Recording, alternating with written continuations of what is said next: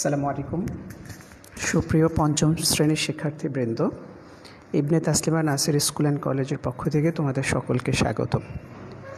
আজকে আমাদের জ্যামিতির দ্বিতীয় লেকচার এবং এই লেকচারটি ভালো করে তোমরা যদি শোনো, আশা করি তোমাদের জ্যামিতি অংশটি কমপ্লিট হয়ে যাবে। চলো আমরা সময় নষ্ট না করে আমাদের পড়াশোনা চলে যাই। আমাদের হচ্ছে বৃত্ত, বর্গ ও রম্বস। গত ক্লাসে আমরা শেষ করেছিলাম সামন্তরিক, আয়তক্ষেত্র। তো আজকে দেখো আমরা শুরুতেই বৃত্ত সম্পর্কে জানব। তো এই পাঠটা শেষ করলে আমরা কি কি শিখতে পারবো সেটা একটু আগে আমরা দেখে নিই। দেখো, পাঠ শেষে তোমরা বৃত্ত সম্পর্কে জানতে পারবে।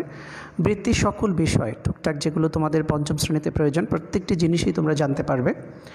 এরপরে তোমরা জানতে পারবে বর্গ সম্পর্কে, বর্গটিও আমরা জানতে পারবো আজকে। এরপরে রম্বস সম্পর্কে জানতে পারবে।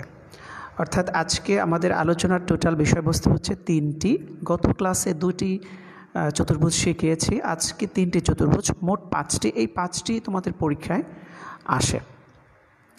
চলো আমরা শুরু করি বৃত্ত দিয়ে। দেখো, বৃত্তের মধ্যেই বৃত্ত কিন্তু আছে, এটি নিয়ে আমরা কাজ শুরু করি। প্রথমে আমরা বৃত্তের সংজ্ঞাটি একটু দেখে নিই। তোমরা আপাতত একটু ভালো করে দেখো, যদি লেখার প্রয়োজন হয় অবশ্যই তোমরা পরে এটি লিখে নেবে। দেখো, বৃত্তের সংজ্ঞাটা কিন্তু একটু কঠিন।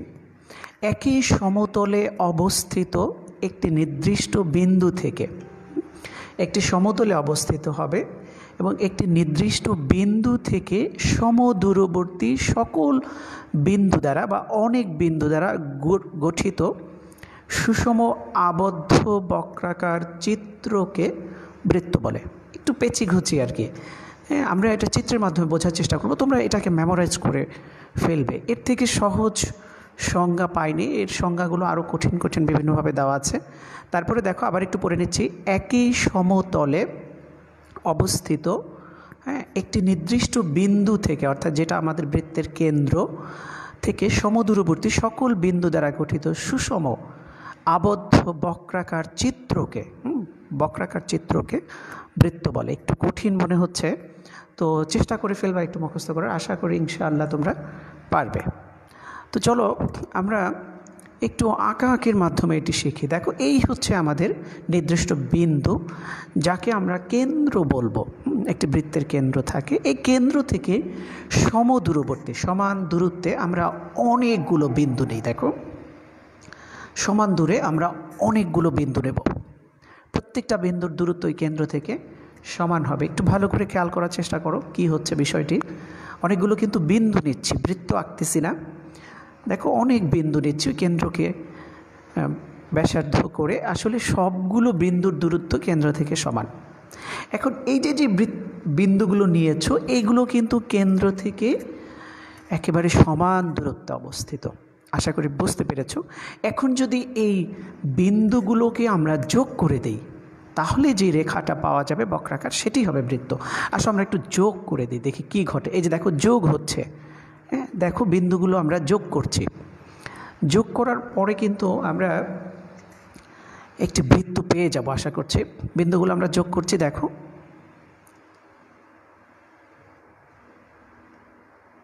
এটাই কিন্তু বৃত্ত। এই যে আমরা বৃত্তটি পেয়ে গেছি, যোগ হয়ে গেছে।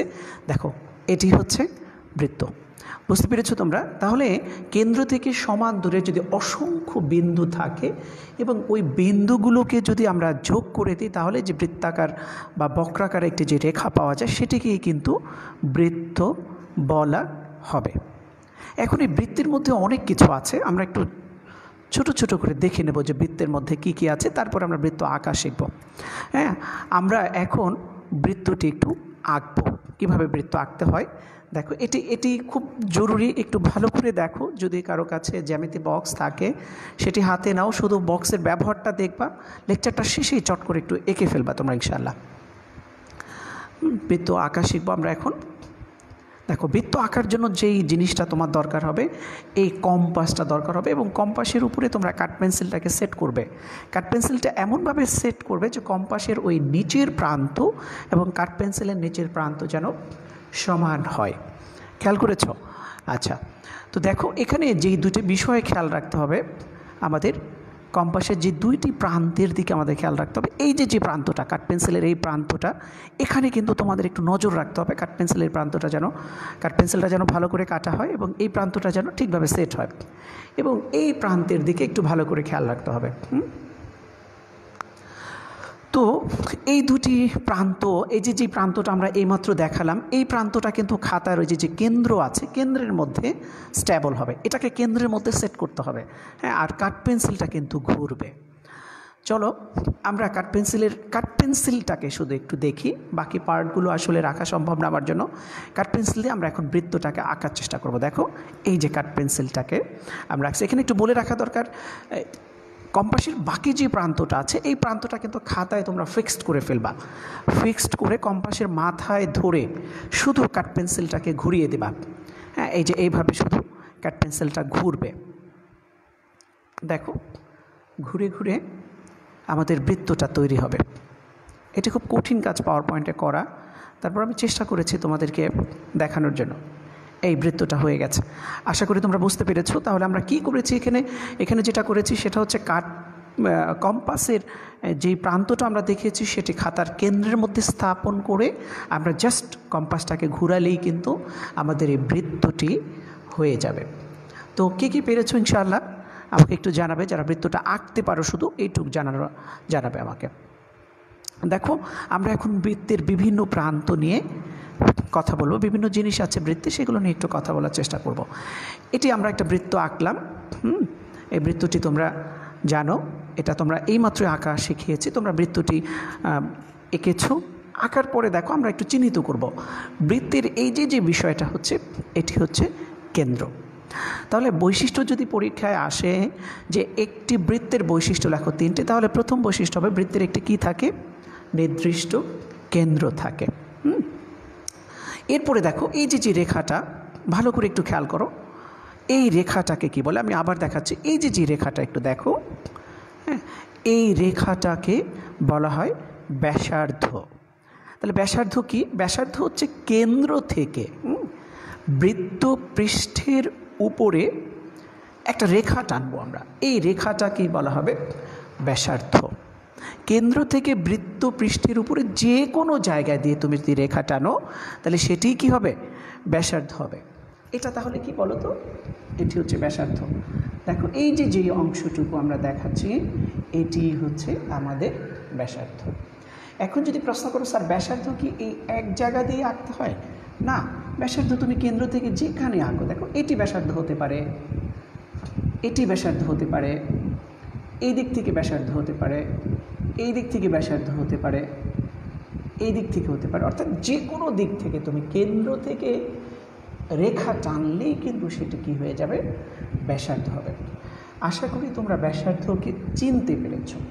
তারপরেও যদি না পারো তাহলে আমাকে একটু জানাবে ইনশাআল্লাহ। এখন দেখো আরও একটি রেখা আমরা আঁকছি, ভালো করে দেখো। আবার দেখো রেখাটি কি, এই যে একটি রেখা যেটি কেন্দ্রের মধ্য দিয়ে বৃত্তের উভয় পৃষ্ঠকে ছেদ করলো। হ্যাঁ, কেন্দ্রের মধ্যে দিয়ে বৃত্তের উভয় পৃষ্ঠকে ছেদ করেছে। এটি কিন্তু খুব গুরুত্বপূর্ণ একটি রেখা, এটি তোমাদের মনে রাখতে হবে। দেখো এই যে রেখাটা, এটার নাম হচ্ছে ব্যাস। বলো তো তাহলে এটার নাম কি? এটির নাম হচ্ছে ব্যাস। মনে থাকবে নিশ্চয়ই তোমাদের। তাহলে বৃত্তের আমরা দুটি অংশ পেয়ে গিয়েছি, একটি হচ্ছে ব্যাসার্ধ পেয়েছি, আরেকটি এখন পেলাম ব্যাস। এখন প্রশ্ন হচ্ছে স্যার ব্যাস কি শুধু এই যে যেখান দিয়ে আপনি এঁকেছেন এখান দিয়ে হবে? না, ব্যাস তুমি যেখান দিয়ে আঁকো কেন্দ্রের মধ্য দিয়ে যাবে, দুই পাশকে ছেদ করবে, তাহলেই সেটি হবে ব্যাস। আশা করি মনে থাকবে তোমাদের ব্যাসের সংজ্ঞাটা। এরপরে দেখো আমরা পরিধি দেখাবো এখন।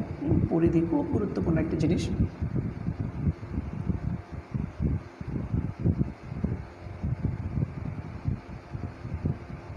দেখো একটু ভালো করে, কালো একটি রেখা দেখো লাল রেখার উপরে দিয়ে যাচ্ছে, কালো একটি রেখা। এই যে রেখাটা, কালো রেখাটা আমরা এঁকেছি, অর্থাৎ বৃত্তপৃষ্ঠ যেটাকে আমরা বললাম, হ্যাঁ, এই কালো রেখাটাকেই কিন্তু বলা হবে কালো রেখাটা কি বলা হয়? পরিধি। অর্থাৎ একটি বৃত্তের ওই পৃষ্ঠে যে জায়গাটুকু আছে, পৃষ্ঠের মধ্যে যে জায়গাটুকু আছে, এই পৃষ্ঠের এই জায়গাটুকুকে বলা হয় পরিধি। এই জায়গাটুকুকে বলা হবে পরিধি। তোমরা কি পরিধি বুঝতে পেরেছো? কোন অংশটুকু পরিধি? আশা করি বুঝতে পেরেছো। আবার একটু দেখো, এই যে কালো যে রেখা অংশটা যাচ্ছে, এই কালো রেখা অংশটুকুই হচ্ছে বৃত্তের পরিধি। এটি হচ্ছে বৃত্তের পরিধি। বুঝতে পেরেছো নিশ্চয়ই? এটি বৃত্তের পরিধি। দেখো এই অংশটা পরিধি। তাহলে আমরা তিনটি বিষয় জানলাম। একটি হচ্ছে ব্যাসার্ধ সম্পর্কে জেনেছি, তারপরে ব্যাস সম্পর্কে জেনেছি, এখন আমরা পরিধি সম্পর্কে জানলাম। এখন আরেকটি বিষয় সম্পর্কে আমরা জানব, যেটি হচ্ছে জ্যা। দেখো জ্যাটা একটু ভালো করে বোঝার চেষ্টা করো, এটা কিন্তু খুব দরকার হবে। জ্যা হচ্ছে কেন্দ্র ছাড়া, কেন্দ্র দিয়ে যাবে না। হ্যাঁ, কেন্দ্র দিয়ে যাবে না, এইরকম এমন একটি রেখা যা বৃত্তের দুইটা পৃষ্ঠকে ছেদ করবে, কিন্তু কেন্দ্র দিয়ে যেতে পারবে না। এরকম সকল রেখা, বৃত্তের মধ্যে যত রেখা থাকে সবই হবে জ্যা। আশা করি তোমরা বুঝতে পেরেছো। দেখো এটি কিন্তু দুটি, এই যে কালো রেখাটা, এটি কিন্তু দুটি পৃষ্ঠের মধ্যে দিয়ে গেছে। এই পৃষ্ঠ ওই পৃষ্ঠ দুটিই ছেদ করেছে, এই জন্য এটাকে কিন্তু আমরা ব্যাস বলবো না, এটাকে আমরা কি বলবো? এটাই হবে আমাদের জ্যা। এখন এটা যে কোনো জায়গা দিয়ে তোমরা আঁকতে পারো, যেখান দিয়ে আঁকবে, শুধুমাত্র শর্ত হচ্ছে কেন্দ্রের মধ্য দিয়ে যেতে পারবে না, আর বৃত্তের দুই প্রান্তে ছেদ করতে হবে। তাহলে এটি হচ্ছে আমাদের জ্যা। এই জ্যা থেকে আমরা নতুন একটি জিনিস শিখবো, এটি তোমাদের দরকার হবে না, কিন্তু একটু জেনে রাখো, এটি প্রয়োজন হবে ভবিষ্যতে। আমরা বৃত্তচাপ শিখবো। দেখো এই যে জ্যাটা বৃত্তের পরিধির, একটু আগে আমরা পরিধি দেখিয়েছি, যতটুকু অংশ ছেদ করেছে সেই অংশটুকুই হবে, দেখো এই যে এই অংশটুকুকে আমরা বৃত্তচাপ বলব, কালো যে অংশটুকু। হ্যাঁ, এইটুকুই হচ্ছে আমাদের বৃত্তচাপ। তাহলে পরিধির উপরে যদি তুমি যে কোনো অংশ ছোট করে কেটে নাও, তাহলে যেই অংশটুকু পাবে সেটিই হবে তোমাদের বৃত্তচাপ। অথবা পরিধির উপরে তুমি যে কোনো জায়গায় দুটি বিন্দু নিতে পারো, ওই বিন্দু দুটি যে চাপ তৈরি করবে সেটি হবে বৃত্তচাপ। আশা করি বৃত্তচাপ বুঝতে পেরেছো। এটি আরও বেশ কিছুটা দেখানো দরকার ছিল, কিন্তু তোমাদের মূল আলোচনা অন্য কিছু, এই জন্য আমি বৃত্তচাপের উপরে আর কোনো কাজ করিনি। প্রয়োজন হলে ইনশাআল্লাহ আবার দেখাবো। তাহলে আমাদের বৃত্তচাপটুকু তোমরা বোধহয় চিনতে পেরেছো। কয়টি অংশ দেখালাম দেখো, খেয়াল করো। প্রথমে ব্যাসার্ধ দেখালাম, এরপরে ব্যাসকে দেখালাম, এরপরে পরিধিকে দেখালাম, এরপরে জ্যাকে দেখালাম, এখন আমরা বৃত্তচাপকে দেখালাম। এই কটি অংশ তোমাদের দরকার হবে, তো তোমরা একটু ভালো করে খেয়াল রাখবে ইনশাআল্লাহ। আশা করি তোমাদের সমস্যা হবে না বুঝতে। চলো আমরা বৃত্তের বৈশিষ্ট্য সম্পর্কে দেখি। আমি তোমাদের বোর্ডের প্রশ্নগুলো দেখেছি, 3টি করে বৈশিষ্ট্য আসে, এর বেশি আসে না। তবে আমি এখানে 5-6টা বৈশিষ্ট্য দিয়েছি, সবগুলোই চেষ্টা করবে শিখে রাখার। দেখো এটি হচ্ছে আমাদের প্রথম বৈশিষ্ট্য, যেটি তোমাদের আগেই বলেছি যে প্রত্যেকটি বৃত্তের একটি নির্দিষ্ট কেন্দ্র থাকবে। প্রত্যেকটি বৃত্তের একটি নির্দিষ্ট কি থাকবে? কেন্দ্র থাকবে। এটি হচ্ছে তোমাদের 1 নাম্বার। আশা করি তোমরা খাতা একটু তুলে নিতে পারবে ইনশাআল্লাহ। 2 নাম্বারটা দেখো, কেন্দ্র থেকে পরিধি পর্যন্ত দূরত্বকে ব্যাসার্ধ বলে। দূরত্ব বানানটা ঠিক করবে, আমি আসলে টাইপ করতে পারি না, আগেই বলেছি। কেন্দ্র থেকে পরিধি পর্যন্ত দূরত্বকে কি বলে? ব্যাসার্ধ বলে। এটা একটু মনে রাখবা, তোমরা দেখেছো ব্যাসার্ধ কীভাবে এঁকেছি আমরা। এরপরে দেখো, কেন্দ্রের মধ্য দিয়ে গমনকারী রেখা যখন বৃত্তের উভয় পৃষ্ঠকে ছেদ করে তখন ওই রেখাকে ব্যাস বলে। আশা করি বুঝতে পেরেছো। কেন্দ্রের মধ্য দিয়ে যাবে এবং বৃত্তের উভয় প্রান্তকে ছেদ করবে, তখন যে রেখাটা আমরা পাবো সেটিকেই বলা হবে ব্যাস। চলো এরপরে দেখি, আরও একটি আছে 4 নাম্বার। ব্যাস হচ্ছে বৃত্তের বৃহত্তম জ্যা। এই বিষয়টি একটু মনে রাখতে হবে তোমাদের, খুবই গুরুত্বপূর্ণ। ব্যাস হচ্ছে বৃত্তের বৃহত্তম জ্যা, এটি দিয়ে তোমাদের পরীক্ষায় প্রশ্ন আসে। ব্যাস, আমরা যে জ্যা এঁকেছি দেখেছো তোমরা জ্যা, এই জ্যাগুলোর মধ্যে যে ব্যাস আছে এটি হবে সবচাইতে বড় জ্যা বৃত্তের। আশা করি বুঝতে পেরেছো এবং মনে থাকবে ইনশাআল্লাহ। এরপরে দেখো, এই সম্পর্কটা আমাদের মনে রাখতে হবে। 5 নম্বর যেটি আছে, ব্যাস হচ্ছে ব্যাসার্ধের দ্বিগুণ। আমি আবার বলছি, দেখো ব্যাস হচ্ছে ব্যাসার্ধের দ্বিগুণ। ব্যাস, ব্যাস বড়, ব্যাসার্ধ হচ্ছে ছোট, সেটা তোমরা চিত্রেও দেখেছ। যেমন ধরো ব্যাসার্ধ যদি হয় 2 সেন্টিমিটার, একটা বৃত্তের ব্যাসার্ধ হচ্ছে 2 সেন্টিমিটার, তাহলে ব্যাস কত হবে? ব্যাস কিন্তু দ্বিগুণ হবে, অর্থাৎ 4 সেন্টিমিটার হবে। আবার যদি এরকম হয় একটি বৃত্তের ব্যাস হচ্ছে 8 সেন্টিমিটার, তাহলে ব্যাসার্ধ কত হবে? অর্ধেক হবে, ব্যাসার্ধ হবে তখন 4 সেন্টিমিটার। তাহলে মনে থাকবে বিষয়টি, ব্যাস হচ্ছে বড়, ব্যাসার্ধ হচ্ছে ছোট। ব্যাস হচ্ছে ব্যাসার্ধের দ্বিগুণ, আর ব্যাসার্ধ হচ্ছে ব্যাসের অর্ধেক। এই দেখো, এটি হচ্ছে আমাদের পরে ব্যাসার্ধ হচ্ছে ব্যাসের অর্ধেক। 5 এবং 6 এই তথ্য দুটি তোমরা ভালো করে মনে রাখবে, এটি তোমাদের খুব প্রয়োজন হবে ভবিষ্যতে ইনশাআল্লাহ। এই হচ্ছে বৃত্তের বৈশিষ্ট্য। এখান থেকে প্রথম 3টি তোমরা পরীক্ষায় দেবে, বাকি পার্ট 6টি তোমাদের মনে রাখতে হবে। 3টি আসলে এই 3টি দিবে। চলো এবার পরীক্ষায় কিভাবে আসে প্রশ্নগুলো আমরা একটু দেখি। একটি বৃত্তের ব্যাসার্ধ 5 সেন্টিমিটার হলে বৃত্তটি আঁকো। এইভাবে শুধু ব্যাসার্ধ দেওয়া থাকে, আমাদেরকে বৃত্ত আঁকতে হয়। এটি একটি প্রকার যেভাবে পরীক্ষায় আসে। আরও একটি প্রকার আসে, চলো আমরা এটা একটু শিখে নিই, সমাধানটা একটু দেখে নিই। দেখো, আমরা 5 সেন্টিমিটার দৈর্ঘ্যর একটি রেখা নেব, যার দৈর্ঘ্য হচ্ছে 5 সেন্টিমিটার। খাতার পাশেই আমরা এটি আঁকবো। তোমরা আবারও দেখো, একটি বৃত্তের ব্যাসার্ধ হচ্ছে 5 সেন্টিমিটার, আমাদের বৃত্তটি আঁকতে হবে। তাহলে ব্যাসার্ধ কিন্তু দেওয়া আছে, একটু মনে রাখবা। আমরা একটি রেখা নিলাম যার দৈর্ঘ্য হচ্ছে কত? 5 সেন্টিমিটার। তো এখন আমরা যেটা করবো সেটা হচ্ছে কম্পাসের মাধ্যমে আমরা এর মাপটা নিয়ে নিলাম। এই যে দেখো, 5 সেন্টিমিটার মাপটা আমরা নিলাম। এই 5 সেন্টিমিটার কম্পাসে যেভাবে আমি সেট করেছি, এইভাবেই কিন্তু তোমরা সেট করে এই মাপটা তোমরা এখানে একটু নেওয়ার চেষ্টা করবে। দেখো, খাতার মাঝামাঝি এখন আমরা কম্পাস দিয়ে ধরে এটা ঠিক দেখো, আগে যে মাপটা ছিল এখন যেন সেই মাপটাই হয়, অর্থাৎ এর দৈর্ঘ্য হবে 5 সেন্টিমিটার। বিষয়টি বুঝতে পেরেছো তোমরা? আমি আবার একটু দেখাচ্ছি। দেখো, আমরা যে দৈর্ঘ্যটা নিলাম এখানে 5 সেন্টিমিটার, এই দৈর্ঘ্য পরিমাণ কম্পাসে আমরা সেট করব। সেট করার পরে আমরা একটি রেখা আঁকবো। অবশ্যই এই রেখার দৈর্ঘ্য হবে ওই 5 সেন্টিমিটার। তো ঠিক আছে, আমরা এঁকে ফেললাম। এটা হচ্ছে আমাদের ব্যাসার্ধ। এখন একটু খেয়াল করো, এই যে কম্পাসটা আছে, এই কম্পাসটা ঠিক এইভাবেই থাকবে। এইভাবে থেকে মাথার উপরে তুমি ধরে শুধু ঘুরিয়ে ফেলবা। এখন হ্যাঁ, যেখানে বিন্দু সেট করা আছে কম্পাসের, ওখানে সেট করে কাট পেন্সিলটাকে শুধু এখন ঘুরিয়ে দিলে যে বৃত্তটা হয়ে যাবে, সেটিই হবে আমাদের দেখো বৃত্ত। তুমি কাট পেন্সিলকে ঘুরাচ্ছ, আমি হয়তো কম্পাসটাকে সরিয়ে ফেলেছি, কিন্তু তোমরা না সরিয়ে শুধু ঘুরিয়ে ফেললে দেখো যে বৃত্তটা তৈরি হচ্ছে। এই বৃত্তটা হবে আমাদের নির্দিষ্ট বৃত্ত, যার ব্যাসার্ধ হবে কত? 5 সেন্টিমিটার। আশা করি তোমরা বুঝতে পেরেছ কিভাবে বৃত্তটা আমরা এঁকেছি। আবার কি একটু দেখাবো? চলো আবার একটু দেখে নিই। এই যে এখন দেখো, কম্পাসটি যেভাবে আছে এইভাবে কম্পাসটা ঠিক এইভাবেই থাকবে।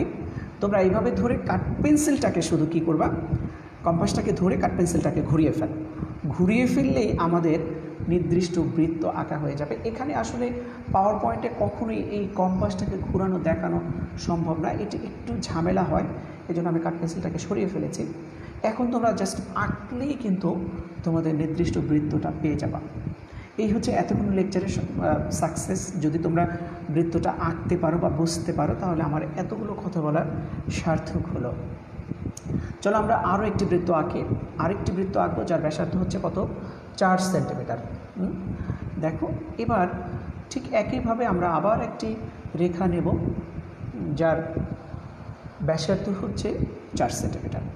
4 সেন্টিমিটার ব্যাসার্ধ নিয়ে এটি কিন্তু তোমরা স্কেল ধরে 4 সেন্টিমিটার আঁকবে। যে 4 সেন্টিমিটার কীভাবে আঁকবো, একটা স্কেল ধরবে, দেখবা যে ওখানে সেন্টিমিটার দাগাঙ্কিত আছে, ধরে 4 সেন্টিমিটার এঁকে তোমরা কম্পাসটাকে এইভাবে সেট করবে। ঠিক পূর্বের মতো কম্পাসটা কীভাবে সেট করে এখানে আবার একটি রেখা আঁকবে, এখানে একটি রেখা আঁকবে। লেখাগুলো বোঝা না গেলে আমাদেরকে একটু জানাবে।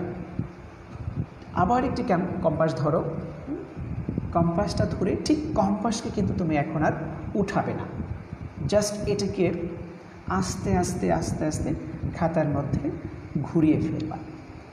ঘুরিয়ে ফেললে তুমি একটি বৃত্ত আস্তে আস্তে দেখো তৈরি করে ফেলতে পারছো। এই যে তুমি বৃত্তটা তৈরি করছো, এর ব্যাসার্ধই কিন্তু হবে 4 সেন্টিমিটার। মনে হচ্ছে যে তোমাদের স্ক্রিনে দেখতে একটু সমস্যা হচ্ছে, এই ব্যাকগ্রাউন্ডটা ব্যবহার করব না। তো কত সেন্টিমিটার আঁকলাম আমরা? 4 সেন্টিমিটার ব্যাসার্ধের একটি বৃত্ত আঁকলাম। দুটি বৃত্ত আঁকলাম, এইভাবেই কিন্তু পরীক্ষায় আসে তোমাদের, এভাবে আঁকতে হবে। আশা করি ফুল মার্কস পাবে ইনশাআল্লাহ, আর এটি তোমাদের জীবনের জন্য অনেক দরকার হবে। চলো আরও এক প্রকার বৃত্ত আসে, আমরা একটু এখন সেটি দেখব। একটি বৃত্তের ব্যাস 6 সেন্টিমিটার হলে বৃত্তটি আঁকো। দেখো এবার একটু খেয়াল করো, এর আগে যে বৃত্তটা তোমরা এঁকেছিলা সেই বৃত্তটার দেওয়া ছিল ব্যাসার্ধ, কিন্তু এখন কি দেওয়া বলো তো? এখন কিন্তু দেওয়া ব্যাস। হ্যাঁ, অথবা এটি এভাবেও থাকে যে একটি বৃত্তের বৃহত্তম জ্যা 6 সেন্টিমিটার, এভাবেও বলা থাকে পরীক্ষায়। তাহলে বৃহত্তম জ্যা বলা আর ব্যাস বলা কিন্তু একই কথা, কথাটা মাথায় রাখতে হবে। তাহলে এখন কি দেওয়া আছে? ব্যাস দেওয়া আছে। ব্যাস দেওয়া থাকলে আমরা কিভাবে আঁকবো এটি একটু সমাধানটা ভালো করে খেয়াল করো, এটি খুব প্রয়োজন হবে তোমাদের। সমাধানে যাই। আমরা জানি, একটু আগে আমরা শিখেছি, একটি বৃত্তের ব্যাসার্ধ হচ্ছে ব্যাসের অর্ধেক। এই যে ব্যাস দেওয়া আছে 6 সেন্টিমিটার, এখন যদি তোমাদেরকে প্রশ্ন করা হয় যে এর ব্যাসার্ধ কত, যদি ব্যাস দেওয়া থাকে তুমি ব্যাসার্ধ বের করতে চাও, তাহলে এটাকে অর্ধেক করে দিলেই হবে।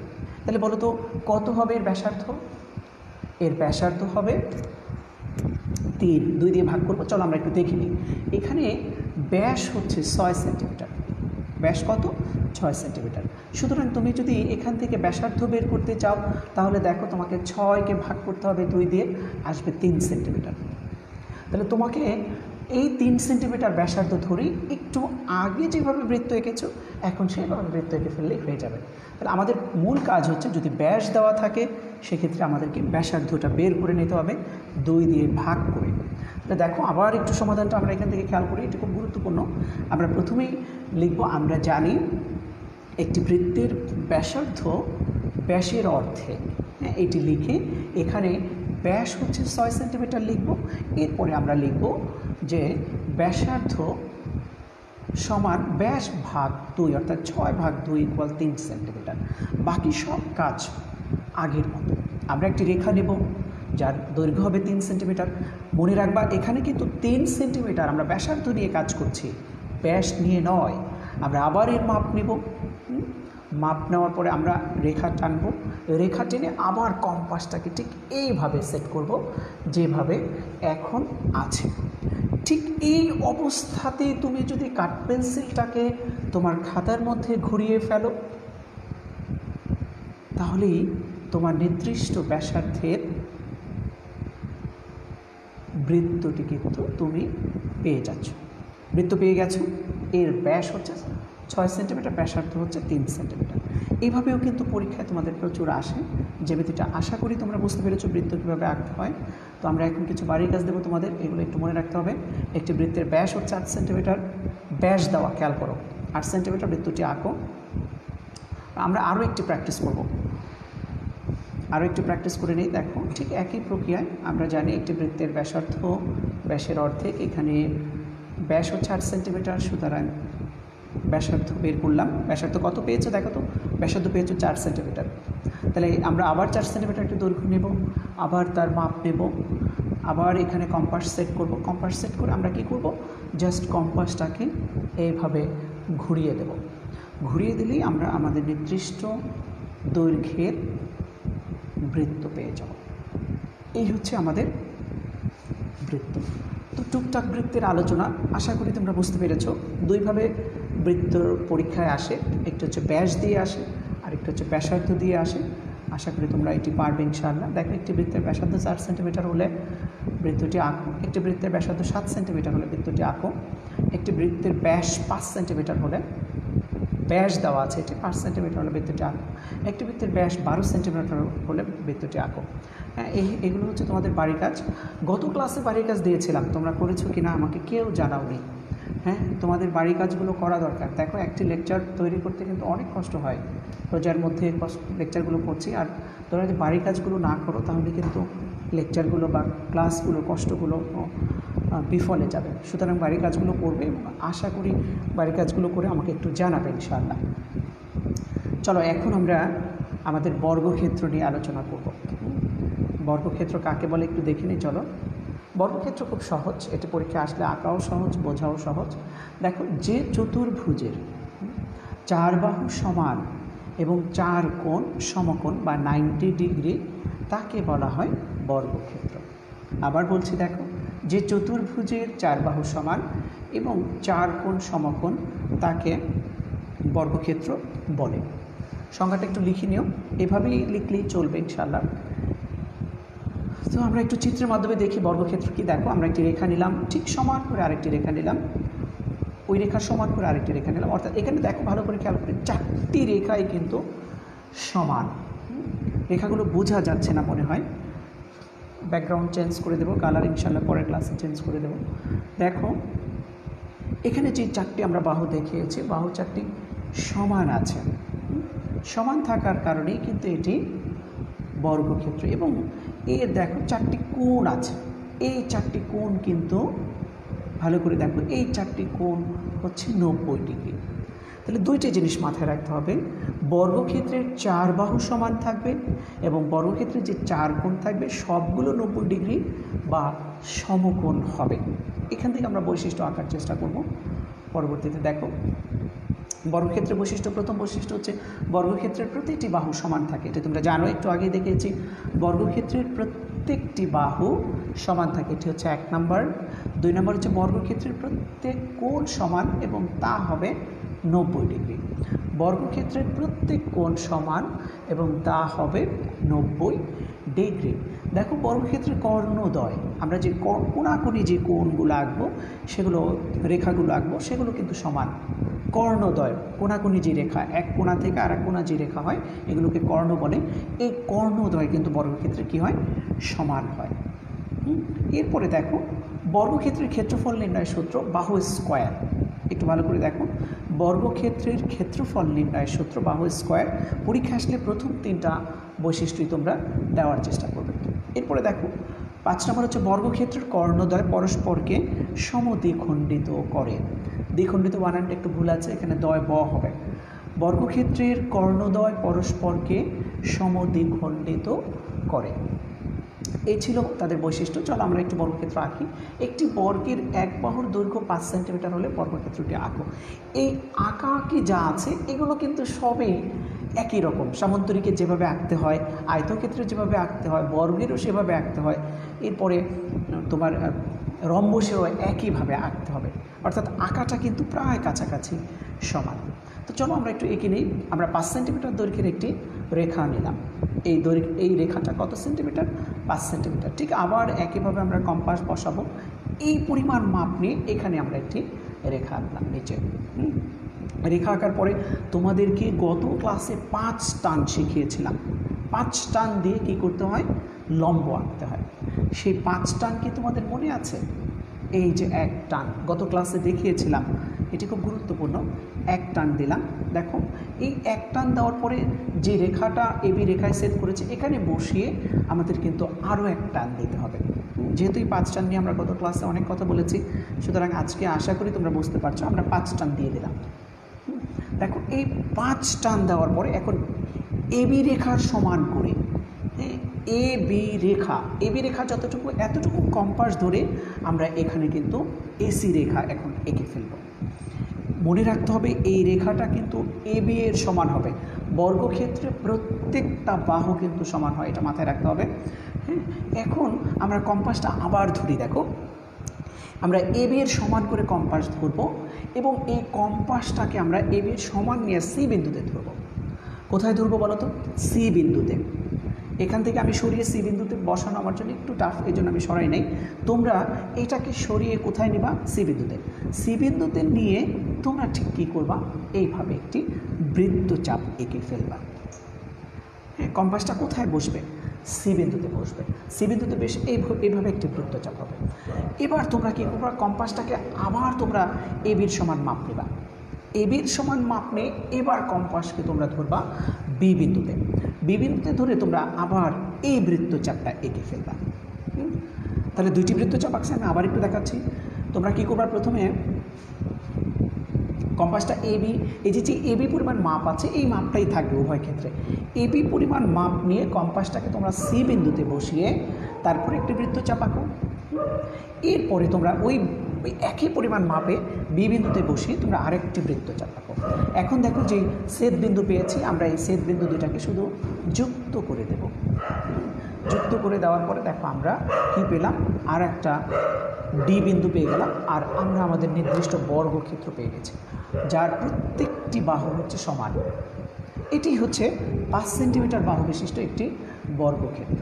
চলো আমরা আরও একটি বর্গক্ষেত্র আঁকি যার দৈর্ঘ্য হচ্ছে 6 সেন্টিমিটার। একই নিয়ম, একটি রেখা নিবা যার দৈর্ঘ্য হচ্ছে 6 সেন্টিমিটার। এটিকে কম্পাসে তোমরা মাপ নিবা, মাপ নেওয়ার পরে আবার এঁকে ফেলবা। এরপরের গুরুত্বপূর্ণ কাজটি হচ্ছে তোমরা একটি লম্ব আঁকবা 5 টান দিয়ে। এই লম্বটা আঁকা কিন্তু খুবই জরুরি। 5 টান দিয়ে আমরা লম্ব আঁকবো। এটি আমরা গত ক্লাসে দেখিয়েছি, আশা করি তোমরা বাসায় প্র্যাকটিস করেছো এবং হয়ে গেছে। যদি তারপরে কেউ না পড়ে ইনশাল্লাহ আমাকে একটু জানানোর চেষ্টা করবেন। দেখো এই হয়ে গেছে। এখন যেটা করব আমরা সেটি হচ্ছে আমরা এবি পরিমাণ মাপ নেব। হ্যাঁ, এবি পরিমাণ মাপ নিয়ে আবার সি বিন্দুতে কম্পাসটি ধরবো। সি বিন্দুতে কম্পাসটি ধরে আমরা একটি রেখা আঁকবো। এরপরে আবার কম্পাসটিকে আমরা বি বিন্দুতে ধরবো, বি বিন্দুতে ধরে আরেকটি রেখা আঁকবো। একইভাবে আমরা সেট করে দেব। এবার যে দৈর্ঘ্যটা হয়ে গেল এটি কিন্তু 6 সেন্টিমিটার ব্যাসার্ধ বিশিষ্ট একটি বৃত্ত বর্গক্ষেত্র এবার আমরা পেয়ে গেলাম। বর্গক্ষেত্র আঁকা খুব সহজ। তাহলে বর্গক্ষেত্র আশা করি তোমরা এটি পারবে ইনশাল্লাহ পরীক্ষায় আসলে। তো কিছু বাড়ি কাজ নিয়ে নাও। একটি বর্গের এক বাহুর দৈর্ঘ্য 8 সেন্টিমিটার বর্গক্ষেত্রটা আঁকো। একটি বর্গের এক বাহুর দৈর্ঘ্য 4 সেন্টিমিটার বর্গক্ষেত্রটা আঁকো। 7 সেন্টিমিটার হলে বর্গক্ষেত্রটা আঁকো। এটি বাড়ি কাজ। তোমাদেরকে একটি সতর্কবার্তা দিচ্ছি, তোমরা যদি বাড়ি কাজ না করো 5ম শ্রেণীর ক্লাস স্টপ, আর কখনোই করবো না আমি। বাড়ি কাজগুলো অবশ্যই করে আমাকে ইনশাল্লাহ একটু জানাতে হবে। এবার লাস্ট আলোচনার বিষয়বস্তু দেখো, রম্বস। রম্বস কাকে বলে এটি একটু দেখে নাও। রম্বস কিন্তু অলমোস্ট চতুর্ভুজ, অলমোস্ট বর্গক্ষেত্র। রম্বস আর বর্গক্ষেত্রের মধ্যে পার্থক্য হচ্ছে রম্বসের কোণগুলো 90 ডিগ্রি হবে না, কিন্তু বর্গক্ষেত্রের কোণগুলো 90 ডিগ্রি হবে। এই হচ্ছে পার্থক্য, বাকি সব কিছু মোটামুটি সমান। তাহলে একটু সংখ্যাটা দেখো, যে চতুর্ভুজের 4 বাহু সমান কিন্তু 4 কোণ সমকোণ নয়। হ্যাঁ, 4 কোণ সমকোণ হলে সেটি বর্গক্ষেত্র হয়ে যেত। যে চতুর্ভুজের 4 বাহু সমান কিন্তু 4 কোণ সমকোণ নয় তাকে বর্গ বলে না। এখানে লেখাটা একটু কারেকশন করো, আমি কপি পেস্ট করেছি তাই এরকম হয়ে গেছে। এটি একটি রম্বস হবে। যে চতুর্ভুজের 4 বাহু সমান কিন্তু 4 কোণ সমকোণ নয় তাকে রম্বস বলে। দেখো আমরা একটি রম্বস আঁকি। এই যে রেখাটা দেখতে পাচ্ছ, এই রেখার সমান 4টি রেখা হবে। কিন্তু এবার খেয়াল করো, এই কোণটা কিন্তু 90 ডিগ্রি হলো না। এখন খেয়াল করো, এটির 4 বাহু সমান কিন্তু কোণগুলো 90 ডিগ্রি নয়। তাই এটি কি হবে, দেখো বাহুগুলো কিন্তু সমান, বাহুগুলো কিন্তু সমান। হ্যাঁ, কিন্তু কোণগুলো 90 ডিগ্রি নয়। এই কোণগুলো 90 ডিগ্রি না হওয়ার কারণে এটি হয়ে গেছে রম্বস। তাহলে মাথায় রাখতে হবে, রম্বসের 4 বাহু সমান থাকবে কিন্তু 4 কোণ 90 ডিগ্রি হবে না। চলো রম্বসের বৈশিষ্ট্যগুলো একটু দেখে নিই। প্রথম বৈশিষ্ট্য, রম্বসের প্রত্যেকটি বাহু কি থাকবে, সমান থাকবে। তাহলে প্রথম বৈশিষ্ট্য কি, রম্বসের প্রত্যেকটি বাহু সমান হবে। 2 নম্বর হচ্ছে রম্বসের প্রত্যেকটি কোণ সমান থাকে না। এইটা একটু কেটে দেবে, বানানো একটু ভুল আসছে। রম্বসের প্রত্যেকটি কোণ সমান থাকবে না, অসমান হবে। সোজা কথা হচ্ছে রম্বসের প্রত্যেকটি কোণ কী হবে, অসমান, বা 90 ডিগ্রি হবে না, এভাবে লিখলেও চলবে। রম্বসের কর্ণদ্বয় অসমান হবে। রম্বসের যে কর্ণদ্বয় আছে, কোণাকোণি যে দাগটা আছে, এটাও সমান হবে না। দুটি খুব গুরুত্বপূর্ণ তথ্য। রম্বসের কর্ণদ্বয় কী হবে, অসমান বা সমান হবে না। কিন্তু রম্বসের এই যে বিপরীত যে কোণগুলো আছে, কোণাকোণি যে বিপরীত কোণগুলো আছে, এই কোণগুলো কি হবে, পরস্পর সমান হবে। রম্বসের বিপরীত কোণগুলো পরস্পর সমান হবে। এক কোণা থেকে আর এক কোণায় যে কোণটা পাবে, এই কোণ দুটি কিন্তু রম্বসের ক্ষেত্রে সমান হবে। দেখো 5 নম্বর রম্বসের কর্ণদ্বয় পরস্পরকে সমকোণে সমদ্বিখণ্ডিত করে। এটি অষ্টম শ্রেণীতে উঠলে তোমরা ভালো করে শিখতে পারবে। এটি জাস্ট বৈশিষ্ট্য আকারে একটু এখন মুখস্থ করে রাখবে। রম্বসের কর্ণদ্বয় পরস্পরকে সমকোণে সমদ্বিখণ্ডিত করবে। 5টি বৈশিষ্ট্য আছে, 3টি বৈশিষ্ট্য তোমাদের পরীক্ষায় আসে। আশা করি 3টি বৈশিষ্ট্য তোমরা দিয়ে দিতে পারবে। এরপরে চলো আমরা একটু আঁকার চেষ্টা করি। দেখো এইভাবে পরীক্ষা আসে, রম্বসের একটি কোণ দেওয়া থাকে এবং পাশাপাশি একটি বাহুর দৈর্ঘ্য দেওয়া থাকে, রম্বস আঁকতে হয়। চলো এখানে দেখো একটি রম্বসের একটি কোণ দেওয়া আছে 70 ডিগ্রি এবং এক বাহুর দৈর্ঘ্য 4 সেন্টিমিটার হলে রম্বসটি আঁকো। কোণ কীভাবে আঁকতে হয় এটি কিন্তু আমরা পূর্বের ক্লাসে ভালো করে দেখিয়েছি, এখানে কিন্তু আর দেখানোর সুযোগ পাবো না। আমরা একটি রেখা নিলাম যার দৈর্ঘ্য হচ্ছে 4 সেন্টিমিটার। এরপর আমরা এখানে চাঁদার সাহায্যে কীভাবে কোণ আঁকতে হয় আমরা দেখিয়েছি। চাঁদার সাহায্যে আমরা 70 ডিগ্রি কোণ আঁকব। এটি কিন্তু চাঁদা সাহায্যে আঁকতে হয়, ভালো করে দেখিয়েছি, এই জন্য এই ক্লাসে আমি আর উল্লেখ করি না কীভাবে আঁকতে হয়। দেখো আমরা 70 ডিগ্রি কোণ আঁকলাম। খাতার এক বাম পাশে উপরের দিকে, ডান পাশে বা বাম পাশে যে কোনো একদিকে উপরের দিকে তোমরা এইভাবে এই দুটা জিনিস একটু এঁকে নেবে। তো আমরা একটু এঁকে নিলাম, একটি 4 সেন্টিমিটার বাঁক নিলাম আর একটি 70 ডিগ্রি কোণ নিলাম। এখন এখানে আমরা যেটা করব সেটি হচ্ছে 4 সেন্টিমিটার দৈর্ঘ্যের, দেখো আমরা এই বাহুটা এঁকে নিলাম যার দৈর্ঘ্য হচ্ছে 4 সেন্টিমিটার। এখন কিন্তু আমাদের 70 ডিগ্রি কোণ আঁকতে হবে। তোমাদের খেয়াল আছে এইভাবে কোণ কীভাবে আঁকতে হয়?